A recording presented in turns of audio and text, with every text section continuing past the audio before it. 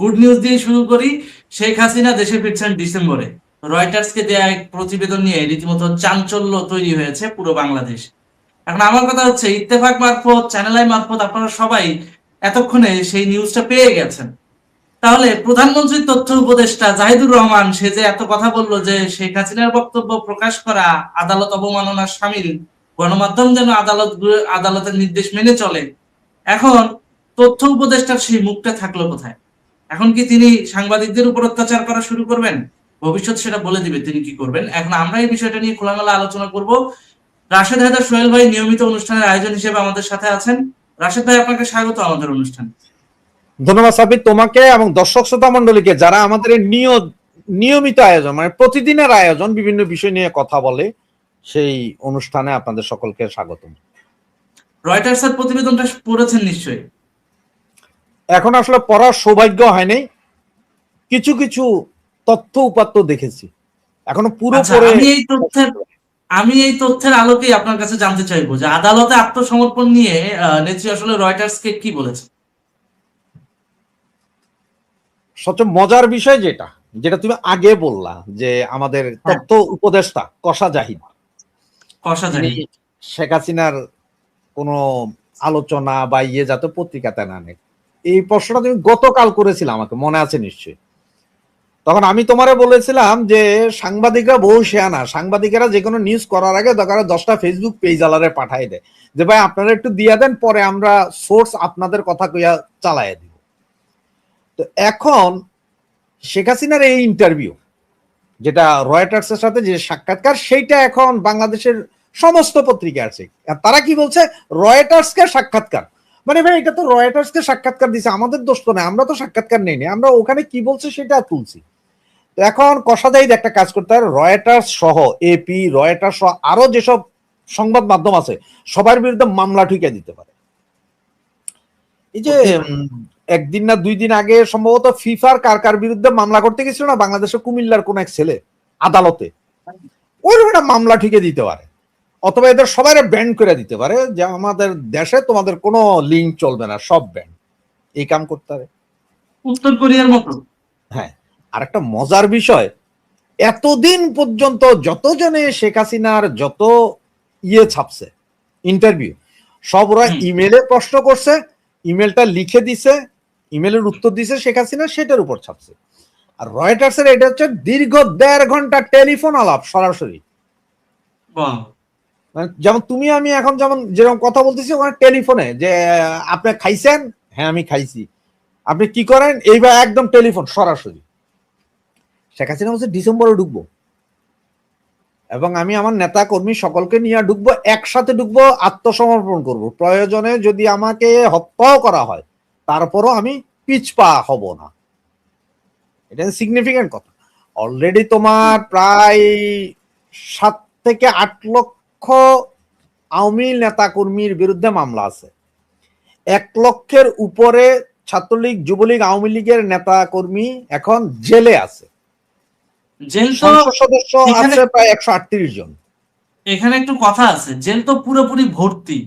এখন যদি ধরেন কথার কথা 2 লাখ 5 লাখ লোক আইসা যদি একসাথে আত্মসমর্পণ করে, নাম বাপের নাম লিখতে লিখতেই তো ওপরে কলম ফুরিয়ে যাবে, ডিউটি টাইম পার হয়ে যাবে। ওইটা ফুরাক আর না ফুরাক, শেখ হাসিনা আইসা যদি বলে যে আমি আত্মসমর্পণ করছি তোমরা সবাই করো, তাহলে যে সারা পৃথিবীর যে যেখানে আছে যারা আসলে আওয়ামী লীগের ভালোবাসে তারা সবাই যে আত্মসমর্পণ করবো, সেম অ্যাজ ইউজুয়াল আমি নিজেও চলে যাব, আমিও আত্মসমর্পণ করবো, আমার বিরুদ্ধে তো মামলা আছে, আত্মসমর্পণ করবো।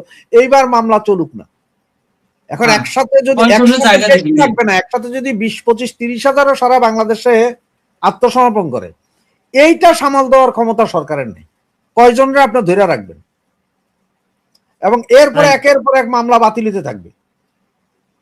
কারণ যে এখন ধরো আমার বিরুদ্ধে যে মামলাগুলো আছে সব বলা হচ্ছে যে আমি ওখানে থাইকা পাখি দেখা গুলি করছি, ওই করছি, সেই করছি, আমি ওই মিটিং ভেঙে দিছি, আব্দুল্লাহ নোমানে তুলে আসার দিছিলাম, এইভাবে লেখা। ওই সময় আমি বাংলাদেশেই নেই, তার আগে পরে 10 বছর। আচ্ছা, তাহলে মামলা ভুয়া। একজন যদি আমি ভুয়া প্রমাণ করতে পারি একটা মামলা, তাহলে আমার লগের আসামি যেগুলো ওরাও বলবো যে সবই ভুয়া, আমরা কেউই ছিলাম না। রাইট। কারণ হচ্ছে যে সবচেয়ে মজার বিষয় হচ্ছে বাংলাদেশে কেউ থাকলে ও এখানে তো সিসিটিভি ক্যামেরার মতো নাই এই দেশে, এই দেশের মতো ইউরোপের মতো যে ক্যামেরা দেখে দেখে তুমি আসামি করবা বা ওকে ধরছো।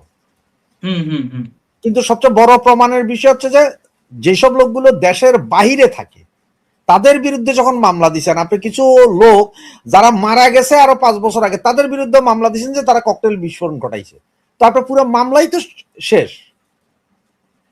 মিথ্যা মামলা যখন দিবেন, এই মিথ্যা মামলায় যে আসামি করবেন আপনার যাচাই বাছাই করারও সুযোগ নাই যে আপনার এই আসামি জীবিত না মৃত, এই আসামি দেশে থাকে না বিদেশে থাকে, এই আসামি আসলে কে, বা এই আসামির ওই সক্ষমতা আছে কিনা। 90 বছরের এক বুড়ারে দিছ যার হাঁটতে গেলে পায়খানা প্রস্রাব পইরা যায়, যে অক্সিজেন ছাড়া চলে না, তারে দিছে তুমি AK-47 রাইফেল নিয়ে দৌড়াইয়া দৌড়াইয়া গুলি করতেছিল, এসব মামলা টিকবে?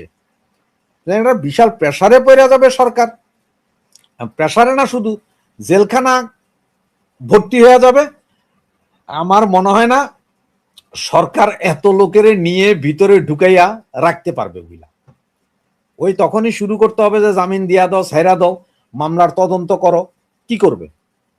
একসাথে 50,000 লোক ঢুকতে চাইলে কি ঢুকাইতে পারবে নাকি? পারবেন। আপনাকে আমি একটা দেখাই, সমীক্ষা দেখাই।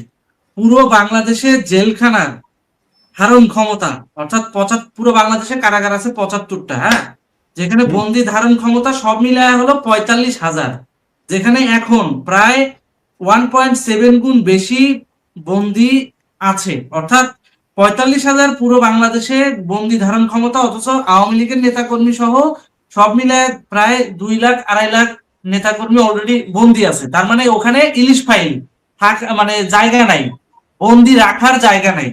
এখন খেয়াল করে দেখেন, হ্যাঁ, মোট বন্দির ধারণ ক্ষমতা এই স্ক্রিনে আপনারা দেখতে পাচ্ছেন 45,143 জন।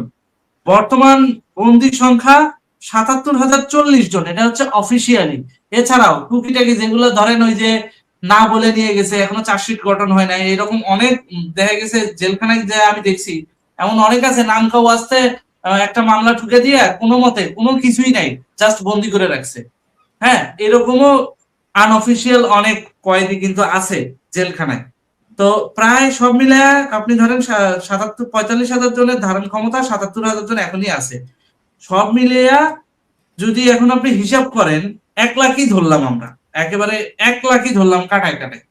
এর ভিতর যদি নেত্রী আসে, নেত্রী আসার পর যদি বলে যে সবাই যে যেখানে আছে আত্মসমর্পণ করো, তাহলে ভ্যানওয়ালা, রিক্সাওয়ালা, ঠেলাগাড়িওয়ালা, ভিক্ষুক, শ্রমিক, কৃষক যারা আছে, যারা শেখ হাসিনাকে ভালোবাসে, আওয়ামী লীগকে ভালোবাসে, এরকম বাংলাদেশে পুরা 7.5 কোটি মানুষ এখনো স্টিল নাও আছে যারা সরাসরি আওয়ামী লীগের সমর্থক। এই 7.5 কোটি মানুষ যদি এসে একাধারে আত্মসমর্পণ করা শুরু করে, মামলা নাই, পুলিশটা একটা থাপ্পড় দিয়ে হলেও মামলা নিয়ে নিবে, ঠিক আছে, ঢুকে যাবে। কিন্তু এতগুলা লোক রাখবে কোথায়? সেটাই তো বললাম যে রাখার তো জায়গা নাই। ওই এক কাজ করতে পারে, ঢাকা, তারপরে চিটং, রাজশাহী, খুলনা, বরিশালের যত স্টেডিয়াম আছে সবগুলোকে কারাগার হিসাবে ঘোষণা দিতে পারে। সরকার পালাইতেও পারে, সরকার, কারণ একসাথে এতগুলো লোক যখন বের হবে সরকার পালাইতেও পারে। অবশ্যই অবশ্যই। মুক্তিযোদ্ধার সন্তানদের কথা ধরি, যদি মুক্তিযোদ্ধার সন্তানদের কথা ধরি, ওই কমিউনিটি তো একেবারে অফিসিয়ালি রেকর্ডেড প্রায় 70 লাখ লোক আছে, বাপ বেটা প্রজন্ম মিলায়া।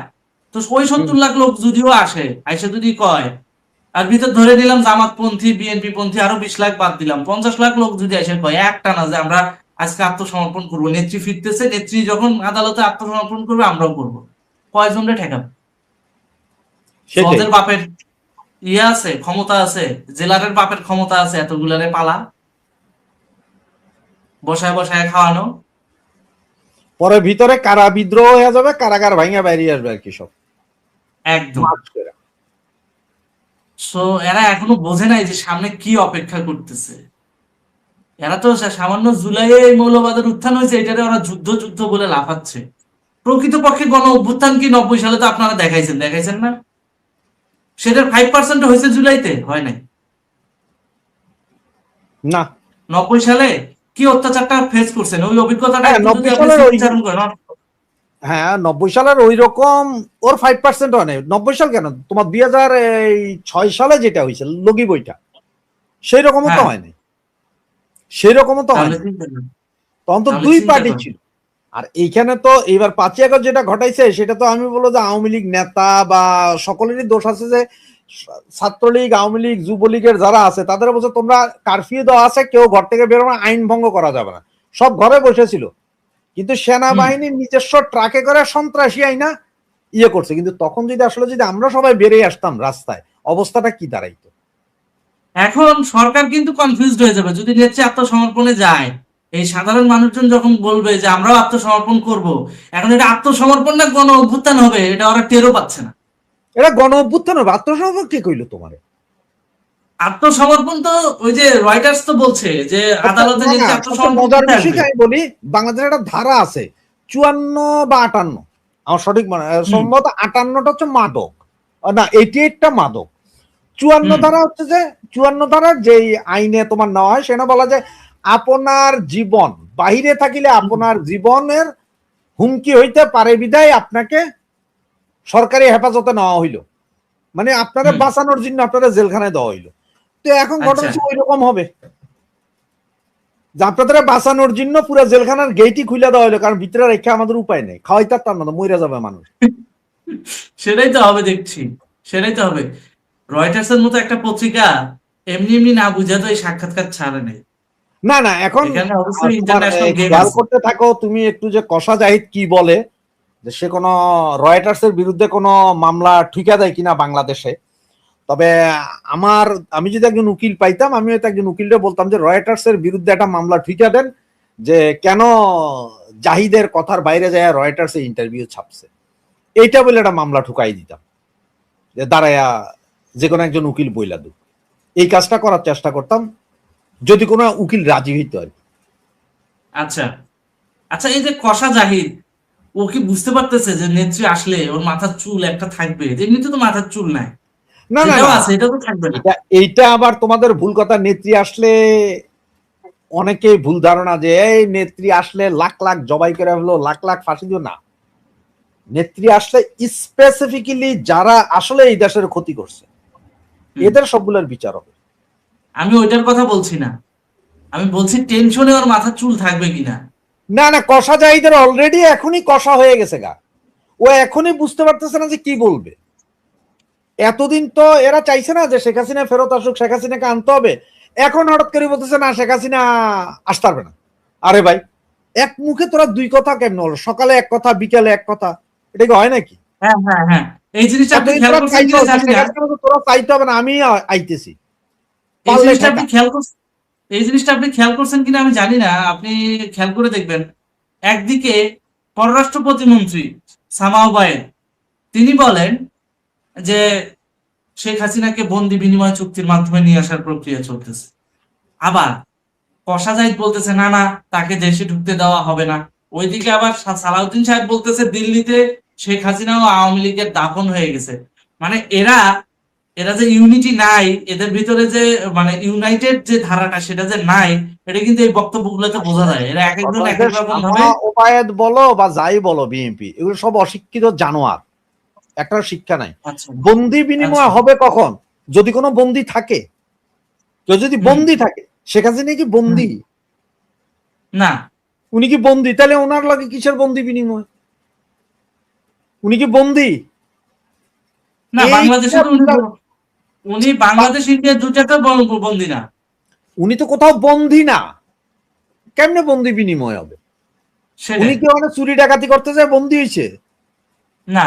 এটা কি তোমার ওই যে ইন্ডিয়াতে যে দুইটা ছেলেরে ধরছে ওই যে হাদি হত্যাকাণ্ডের, হুম। হাদি হত্যাকাণ্ডের দুইটা ছেলেরে ধরলো না, ওরা এখন হুম। ইন্ডিয়াতে বন্দি আছে। ওইটার সাথে হয়তো বাংলাদেশের যদি অন্য কোনো বন্দি থাকে বিনিময় হইতে পারে। শেখ হাসিনা তো বন্দি না, উনি তো রাষ্ট্রীয় অতিথি। ওনাকে নিয়ে গেছে বাংলাদেশ সরকার সমস্ত সুযোগ সুবিধা দিয়ে, সেনাবাহিনী দিয়ে, C-100 বিমান দিয়ে ওনাকে রেখে আসা হয়েছে। কোথায়? হিন্দাল এয়ারপোর্টে নামানো হয়েছে, সামরিক হুম। এয়ারপোর্টে। উনি কি বন্দি নাকি? হুম। এটা কি আজগবি! শামা ওবায়েদ এর আসলে লেখাপড়াও কদ্দুর আর কি এটা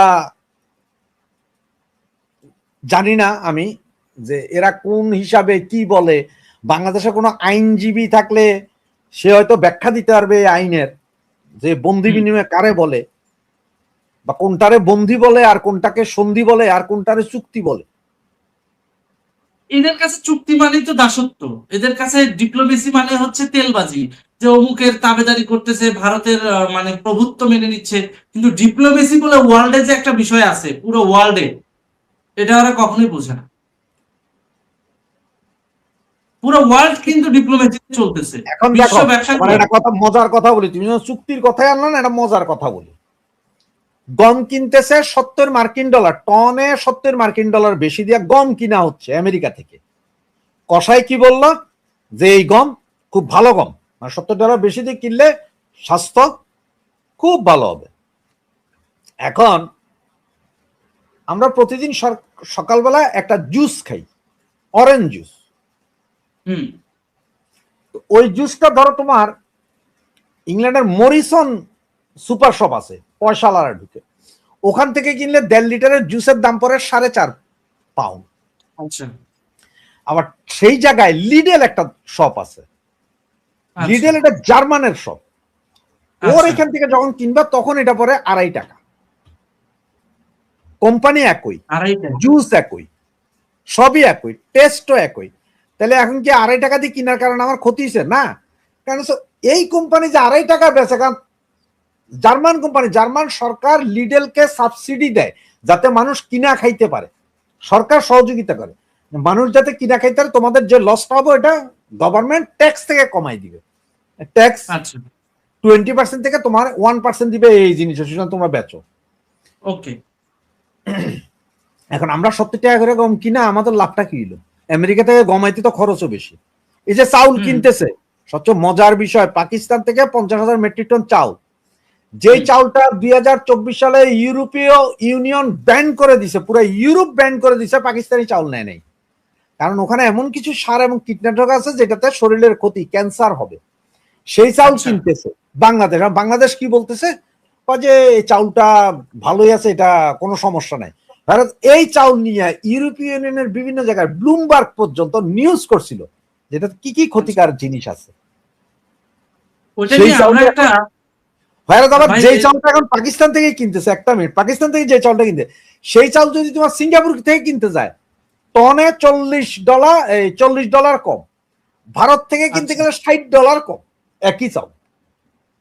আচ্ছা, তাহলে আমি এইটা বাড়তি দিয়া কিনবো কেন? আমি আপনার এই তথ্যের সাথে একমত পোষণ করে একটা পরামর্শ দিতে চাই। পরামর্শটা হলো কি, এই যে ওরা আমাদের খাদ্যে বিষক্রিয়া করছে, এইটা নিয়ে ব্লুমবার্গের ওই রিপোর্ট সহ আমরা একটা অনুসন্ধানী প্রতিবেদন কিন্তু বানাতেই পারি। বিষয়টা নিয়ে কথা বলা উচিত আমাদের। হ্যাঁ, অলরেডি বানাইছে, অলরেডি তোমার এই যে কাজী রুনা, উনি একটা বিশাল প্রতিবেদন বানাইছে, উনি বানায়া ছাড়ছে বিভিন্ন ওই যে পত্রিকা আমি যেগুলো বললাম, এগুলো তো তুমি গুগলে সার্চ দিলেই পাবা, গুগলে সার্চ দিলেই পাবো। কিন্তু আমাদের দেশের জনগণকে আসলে কি, আপনি যদি গুগলের উপর ছেড়ে দেন ওরা বুঝবে না, ওদেরকে আমাদের দেশের জনগণ পাকিস্তান থেকে আসবে যখন এই চাউল তো হালাল, পাকিস্তান থেকে আসছে তো এই চাউল হালাল। আচ্ছা, এটা পাকিস্তান থেকে আসতেছে বলে এটা হালাল। হ্যাঁ, এখন তুমি আজকে সকালবেলা আরেকটা নিউজ পাইছি কিনা আমি জানি না, সেটা হচ্ছে যে এই যে ডায়াবেটিস রোগীদের যে ইনসুলিন ব্যবহার করে, ভারত একটা ইনসুলিন অলরেডি আবিষ্কার করছে, এটা সম্ভবত ইউরোপের কোন একটা দেশও এটাতে হেল্প করছে এই ইনসুলিনটার ব্যাপারে। এটা হচ্ছে যে সপ্তাহে একবার দিতে হবে এই ইনসুলিন, একবার, 2 বার না। এখন তো আমরা ইনসুলিন নিই পার ডে, ডায়াবেটিসের উপরে দিনে 2 বারও নি কেউ, দিনে 1 বারও নি কেউ, মানে 365 দিনে একবার নিলে 365 বার। কিন্তু ভারত যেটা আবিষ্কার করছে সেটা হচ্ছে সপ্তাহে একবার, মানে 52 সপ্তাহে 52 বার। এখন এইটা আবিষ্কার করার পরে এটা এখন মার্কেটিং হচ্ছে ভারতে, পৃথিবীর বিভিন্ন দেশ এখন নিবে, যেহেতু এটা মনে হয় নর্ডিক কোনো কান্ট্রি এটাতে আছে। এখন এইটা যদি বাংলাদেশে আনে, এটাকে হালাল হবে না হারাম হবে? কারণ এটা ইন্ডিয়ার আবিষ্কার না, চিকিৎসার বেলায় ইন্ডিয়ার উপর দায়বদ্ধ বাংলাদেশ থাকে, তারপর পেঁয়াজের বেলায় ইন্ডিয়া, তারপর টুকিটাকি যে জিনিসপত্র যাই কেনা লাগে কম দামে সেটার জন্য ইন্ডিয়া, কলকাতায় আসে হচ্ছে শপিং করার জন্য, বিয়ের শপিং সবকিছুতে ইন্ডিয়া। খালি বদনাম করার বেলা সেটা আবার ইন্ডিয়া বাদ যাবে না, ওটাও ইন্ডিয়া। ব্যাপারটা খেয়াল করে দেখেন, বাঙালি কিন্তু এই পাতে সবকিছু ইন্ডিয়ার খাবো, উপর ওই নির্ভরশীল। পাতে পূজা করবোই আমরা। এ তো ৭১-এর পর থেকে রাজাকাররা তো এটাই করে আসতেছে, ৭১-এর আগে থেকেই করে আসতেছে এটা। মানে যেমন এই যে এখন একটা রাজাকাররা দেখা যায় ব্যাপক শ্রদ্ধা ভক্তি সহকারে যেসব জুলাই স্মৃতি স্তম্ভ উঠেছিল সেইখানে যে এখন লাইন ধরে মানুষ প্রস্রাব করে, ওই রকম মুভবেই তো, ওই রকমই। মুভবেই তো।